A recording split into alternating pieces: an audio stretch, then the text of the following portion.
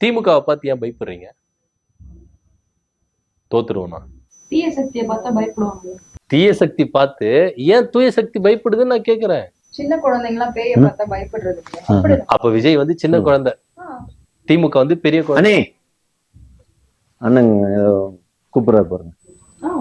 Okay Vijay. Hello, எதா இருந்தாலும் இந்த மாதிரி என்னகிட்ட பேசுங்க, அண்ணிகிட்ட பேசாதீங்க. சரி, அடுத்து ஒரு கேள்வி கேட்டு சொல்லுங்க. திமுக வந்து எல்லாருக்கும் எல்இடி டிவி தர போறேன் அப்படின்னு சொல்றாங்க. அந்த டிவியை உடைக்கணும்னா உங்ககிட்ட வேற என்ன திட்டம் இருக்கு? அந்த டிவியை உடைக்கணும். நாங்க என்ன கமலஹாசனா? கலைஞர் டிவியை தூக்கி போட்டு உடைச்சிட்டு டார்ச் லைட்டை கொடுக்கறதுக்கு? சார், அது உடைக்கிறதுன்னு அது சொல்ல சார். அந்த திட்டத்தை பிரேக் பண்றதுக்கு உங்ககிட்ட வேற என்ன திட்டம் இருக்கு அத சொன்ன நான். என்ன இவங்கள மாதிரி எல்லாருக்கும் தெரியாத மாதிரி டிவி கொடுப்பேன்னு நினைச்சீங்களா? வேற.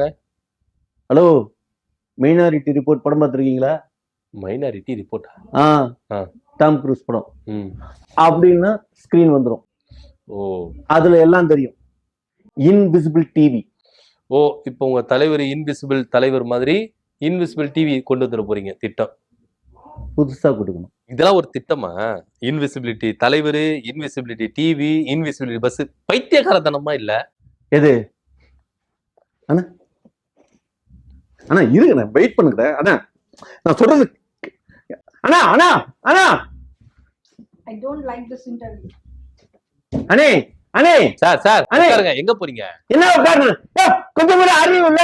பைத்தியக்காரத்தனமா? பைத்தியக்காரத்தனமா? இப்ப எதுக்கு ஓடுறீங்க? எதுக்கு ஓடணுமா? அண்ணன் நீ போயிட்டாங்க, போய் காருக்கு அதை திறந்து விடவேனா? காருனா இன்விசிபிலிட்டியா இல்ல இதுவா? இதுக்குதான் தாவேக்கான்ற தற்கொலை கூட்டம் எந்த அளவுக்கு லூசுத்தனமா இருக்கு பாத்தீங்களா?